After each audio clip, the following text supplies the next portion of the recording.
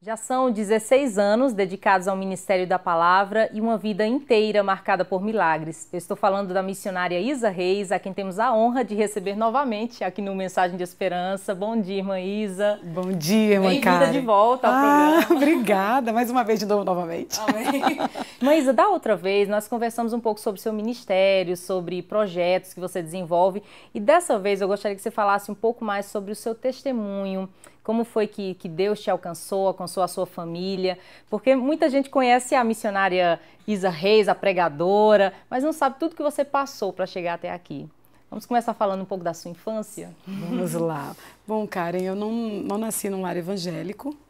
A minha mãe estava afastada do evangelho quando eu nasci. Eu tenho mais 2 irmãos. E nessa fase a mãe estava afastada. E foi quando ela conheceu meu pai. Ela vinha de um quadro de depressão. E aí uma insistência de um tio, um convite, ela saiu, conheceu meu pai, e numa noite, num bar, e aí tentou a vida com ele, aí teve a mim, aí deu errado, separaram, voltaram de novo, teve minha irmã, aí separou, voltou, teve meu irmão, aí do meu irmão separaram de vez por conta do alcoolismo. Onde você nasceu? Todo mundo pensa que você é baiana. Não sou, sou quase, eu sou paulista. Eu nasci meu Deus, como chama? Pirituba. Em Pirituba, São Paulo. E você, então, sempre conviveu dentro desse lar conturbado. Quais as dificuldades que você lembra, assim, na sua infância, que você passou, você enfrentou, até que a misericórdia de Deus alcançasse e resgatasse vocês? Ah, sim, a violência. Porque o meu pai, quando bebia, ele nunca foi agressivo conosco, os filhos. Mas com a minha mãe, ele era muito violento. Então, eu me lembro das surras que minha mãe levou, das vezes que minha mãe passou muito mal, da forma com que ele tratava ela. Então, as lembranças não são tão boas, assim. Primeiro que eu não tive infância, de não ter mesmo. Esses dias eu entrei numa loja de bonecas para comprar para minha caçulinha e eu chorei um pouco, porque eu não me lembro de ter tido bonecas. E realmente foi uma infância triste, sem essa referência de pai, o homem da casa. Mas a minha mãe se desdobrou e deu conta de criar nós 3. De que forma você vê assim que o inimigo tentou afastar você e sua família dos projetos que Deus tinha para a sua vida? Foi quando minha mãe se distanciou e um abismo chama outro. Então ela foi procurar ajuda. E a ajuda, na verdade, veio de uma forma que a gente não esperava, que os parentes, alguns que poderiam ajudar, ajudaram, outros não puderam. Aí foi quando minha mãe tentou o suicídio, lá em São Paulo, em cima de uma ponte. Ela pegou meus 2 irmãos, que eram menores, ia lançando meus irmãos lá de cima e ia se jogar comigo. Foi quando o moço passou, percebeu e ficou me chamando. Eu, sempre muito comunicativa, fui até ele. A minha mãe percebeu e veio atrás. Quando ela veio atrás, ele conseguiu distraí-la e falou: a senhora ia fazer uma besteira agora. A minha mãe contou para ele: sim, eu iria. E aí ele pegou um cartãozinho, deu à minha mãe e disse: procura ajuda lá, que a minha mãe vai te ajudar. Aí foi quando minha mãe chegou lá, era um centro de macumba. E foi aonde ela acabou recebendo um tanto de ajuda, só que nisso ela foi se aprofundando e era conhecida como uma bruxa. Foi, porque por diversas vezes ela fazia trabalhos, né? Parecendo que ia favorecer, mas isso foi uma fase negra mesmo da vida da minha mãe. Vocês, os filhos, acabaram se envolvendo também? Não, porque assim, eu ia por obrigação, mas eu nunca gostei tanto, né? Por obrigação. Mas eu vi minha mãe afundar nisso e por diversas vezes minha mãe chegava em casa possessa mesmo, quebrava as coisas do nada. Eu levei muita surra sem saber por quê. Tenho cicatrizes na perna, que foi minha mãe nervosa em casa, jogava as coisas. E, de fato, ela era escravizada, até Jesus entrar. E quando aconteceu isso, como foi esse momento? Ah, isso foi maravilhoso. Minha mãe teve um problema pulmonar, ela não conseguia respirar. E teve um dia que ela foi para a casa da minha avó, em Hermelino Matarazzo, já passando mal. E quando minha mãe chegou, a minha tia, Wanda, fez um convite. Está acontecendo um culto ali numa casa. Vem. Sua tia era crente? Crente. Está acontecendo um culto numa casa. Vamos, você está tanto tempo afastado do evangelho e tal. Aquela conversa assim, você precisa de Jesus. E ela foi. E por incrível que pareça, quando minha mãe chegou na porta, o irmão que estava dirigindo o culto parou tudo e disse: Deus falou para mim que hoje o diabo ia matar essa mulher, mas nós vamos orar. E quando começou a orar pela minha mãe, ela caiu possessa de demônios, expulsou todos em nome de Jesus. Minha mãe ficou liberta. Na hora que ela levantou, estava sóbria, o apelo. Quer voltar para Jesus? E depois de tantos anos afastada, minha mãe retornou. E o incrível foi que quando acabou o culto, a ladeira que ela desceu, por conta da dificuldade de respirar, desceu devagar. Quando acabou o culto, ela subiu correndo. Foi mesmo, curada. Transformada, liberta. Liberta. E quando ela chegou na casa da minha avó, disse, eu estou bem, vou voltar para casa. E foi quando minha mãe voltou para casa, ela estava chegando na escada de casa, a mãe de santo chegou junto. E disse, seu guia mandou você fazer hoje um despacho, porque senão você vai morrer.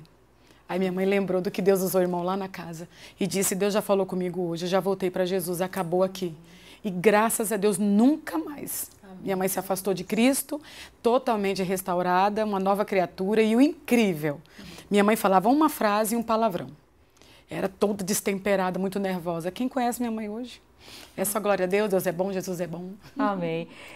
Quando sua mãe voltou, vocês também voltaram a caminhar, a ir para a igreja? Não, eu, dos 13 aos 16 anos, era uma adolescente bem rebelde. Eu gostava de ir para a noite, para bailes. Eu nunca me envolvi com drogas, que na verdade eu comentava essa semana, foi um grande livramento. Porque eu cheguei para uma festa, meus amigos eram todos mais velhos do que eu tinha 13, meus amigos tinham 25, 30. E foi num desses momentos de festa que alguém entrou na roda onde nós estávamos, com uma porção de drogas. E perguntou, e aí, já usou? Eu era tão inocente quanto a isso, que eu usou o quê?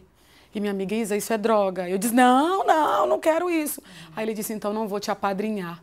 Virou as costas e saiu. Eu enxergo como livramento porque eu sou muito intensa.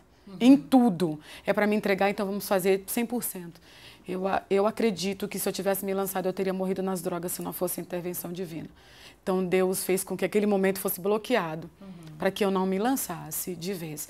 Aí, quando eu fiz 16 anos, minha mãe já tinha voltado para Jesus, eu comecei a perceber a mudança na vida da mãe. E porque foi uma transformação extrema. Fora que nós vivíamos numa miséria muito grande, nós morávamos num barraco, nossa cama era uma madeirite, com roupas em cima. Nosso guarda-roupa era a parte interna de uma geladeira. Arrancou aquilo de dentro e era em cima de alguns blocos. E nosso barraco era próximo a um córrego. Então, quando chovia, a água vinha toda para dentro de casa. Era miséria total. E aí, com a transformação da minha mãe, a mente mudou. Então, automaticamente, outras coisas começam a mudar. Porque o evangelho é novidade de vida, em todos os aspectos. Então, aquela visão de miserável, de que não poderia sair dali, tudo foi se transformando na minha mãe. E ver Deus nela trouxe no meu coração aquela necessidade de eu preciso mudar. Mudar também. E foi o que aconteceu de fato. Eu era uma adolescente, apesar de ser muito extrovertida, independente de tudo que eu passei. Minha vida emocional foi protegida por Deus, então isso não me privou de sorrir, de brincar, mas faltava a alegria da salvação. Sim. E eu percebi isso na minha mãe. Foi quando, numa festa de jovens, ela me convidou, eu não queria ir e fui. E no momento do convite, quem quer vir a Cristo, eles cantavam uma canção. Algemas caíram das minhas mãos, quando Cristo na cruz por mim expirou. Aí eu comecei a meditar, eu estou escravizada. Eu brinco, mas eu não sou feliz. Eu vou sorrindo, mas eu não sou alegre. Comecei a perceber que algumas coisas faltavam, e a principal era a alegria de ser salva. E naquela noite eu me rendi a Jesus. As algemas realmente se quebraram, caíram. Sim. Amém. E o seu pai? Deus também alcançou o seu pai? Com a minha vinda para Cristo, eu comecei a entender que eu precisava perdoar o meu pai. Porque eu cresci com aquela ideia, eu estou passando fome, é por causa do meu pai. Minha mãe tentou se suicidar com a gente, a culpa é do meu pai. Eu não tenho um homem na casa como referência para me buscar na escola, para me acordar de manhã. O pai, eu não tinha essa referência. Então, toda tristeza por não ter tido essa referência, todas as tribulações que a gente passou, eu atribuía ao meu pai. Então, quando eu me casei, que eu engravidei do meu Alexandre, que é o meu filho mais velho, eu comecei a entender, eu preciso perdoar meu pai. Agora eu vou ser mãe, eu tenho uma família, eu preciso perdoar. E aconteceu algo incrível. Numa quarta-feira, dentro de um ônibus, eu orei, falei, Deus, eu quero ver meu pai, porque eu não tinha mais notícias dele. Quando foi num domingo, o telefone tocou, era ele. Disse, olha, eu estou indo a São Paulo, quero ver você. E eu fiquei super feliz, arrumei um cômodo lá de casa, mobiliei e recebi meu pai. Na primeira semana ele estava maravilhoso. Não bebeu, sorriu com a gente, mas aí teve um dia que ele bebeu. E quando ele bebeu na mesa, meu esposo perguntou a ele por que ele havia bebido. E aí ele disse, eu bebi porque eu gosto de beber. Quando ele tocou nesse assunto, eu percebi que eu não havia perdoado ele. Porque quando ele começou a falar da bebida, ele começou a falar da bebida, dizendo, bebia porque eu gostava de beber. Aí eu levantei da mesa e comecei a falar tudo que estava dentro de mim. Foi consciente que você destruiu minha infância, foi consciente que você destruiu nossa família, e eu comecei a falar tudo. E eu me lembro que ele levantou, saiu da mesa e me disse, eu sabia que um dia eu ouviria tudo isso. Aquele momento de conflito foi o momento da cura, porque eu coloquei tudo para fora. E falei coisas que eu me arrependi depois, mas acabei falando, não é? No outro dia ele foi embora, eu não vi mais meu pai. Alguns meses depois ele ligou para minha avó e me mandou um recado. E esse recado foi o ponto para me fazer acordar. Ele disse, eu não quero ver mais a Isa. Avisa para ela que eu só quero ver ela no juízo final. A palavra juízo final me trouxe a consciência. Eu disse, o pior, que se eu continuar ressentida, com ódio, é onde eu vou parar. No juízo final. E não é isso que eu quero, não é isso que Deus quer pra gente. Aí eu fui orar. Sobrevivi, o Senhor me deu família, me fez uma mulher digna, então acabou aqui. Orei, chorei, levantei restaurada, o telefone tocou de Recife, para me ministrar lá. Quando o telefone tocou, eu perguntei para a irmã, Cabo de Santo Agostinho é perto? Ela disse, é 10 minutos da igreja. Eu disse, é aí mesmo que eu vou. Que era onde seu pai Meu morava? pai mora. Ah, ele mora? Mora. Fui atrás do meu pai, cuidei dele, protegi ele em algumas áreas, comecei a cuidar dele, sem precisar dar discurso algum. Meu amor, meu perdão foi o suficiente. Aí um dia meu pai me liga com uma notícia maravilhosa, num domingo de manhã. Eu liguei para ele, bênção, pai. Aí ele disse assim, Deus te abençoe. E olha, é a paz do Senhor para o teu pai. Eu disse, pai? Como assim? Ele disse, eu aceitei o Senhor Jesus como meu único e suficiente Salvador. E a partir de então, meu pai hoje é um homem manso. O assunto do meu pai é Bíblia. Todas as vezes que a gente senta para conversar, ele com a Bíblia no colo, citando versículos da palavra de Deus e cantando louvores ao Senhor. Um homem totalmente transformado. Meu perdão foi libertador para ele, porque quem salva é Jesus, né? Amém. E hoje Deus te deu uma família linda, um lar abençoado. Você hoje vive, né, realmente o lar que Deus deseja para todo ser humano, não é mesmo? É verdade. Tenho 3 filhos, o Alexandre, o Gabriel e a Isadora, que é uma promessa antiga.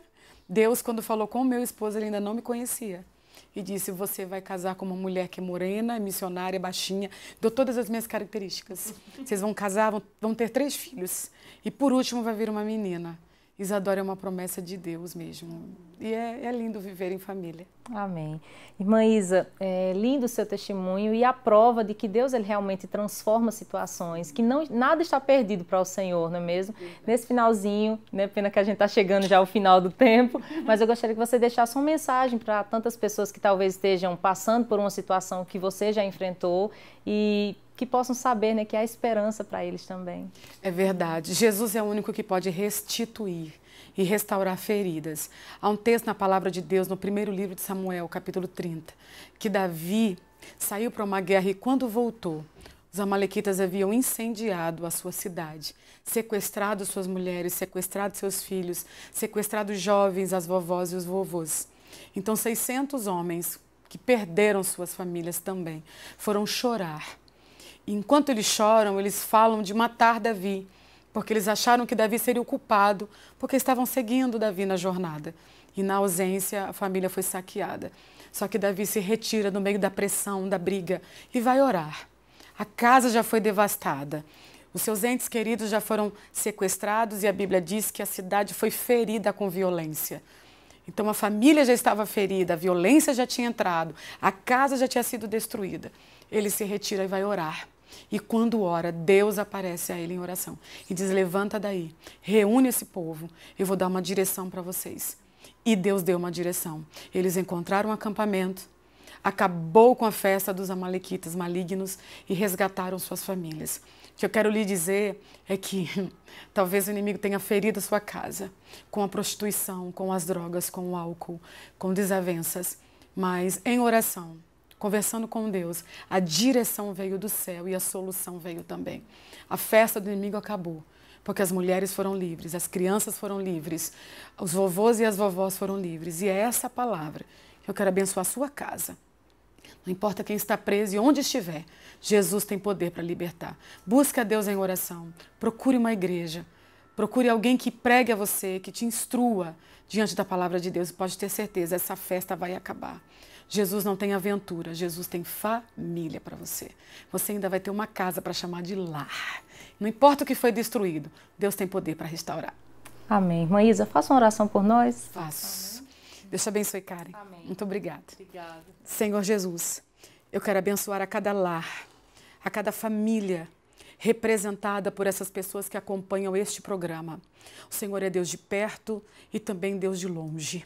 Alcança agora cada família que está em conflito, áreas que foram devastadas. O Senhor tem poder para restaurar. Deus, como a mim, que o álcool tentou destruir a minha infância, a violência tentou ferir a minha inocência, mas o Senhor foi bom, restaurou a minha sorte e hoje eu vivo como quem sonha. Faz isso na vida de quem está do outro lado dessa tela. Traz alegria, traz felicidade para esse pai voltar para casa. Traz alegria para esse jovem não procurar alegria na rua, mas encontrar refúgio dentro de casa. Abençoa essa criança que foi ferida, essa criança que foi violentada, áreas que foram devastadas dentro dessa casa. Eu quero orar nesse momento, pedindo a sua bênção e a restauração, porque como Davi, Deus, nós viemos refugiar agora em oração, para que haja esperança aonde não há mais, para que haja entendimento aonde não há concordância. Tu podes. E a minha oração é que no nome de Jesus, aonde Satanás manietou, prendeu, destruiu, Jesus, a tua palavra disse que o Senhor veio para desfazer as obras do maligno. Desfaça pelo poder que há no teu nome, que haja salvação, alegria, gozo e vida eterna. Pelo poder que há no teu nome. Amém e amém.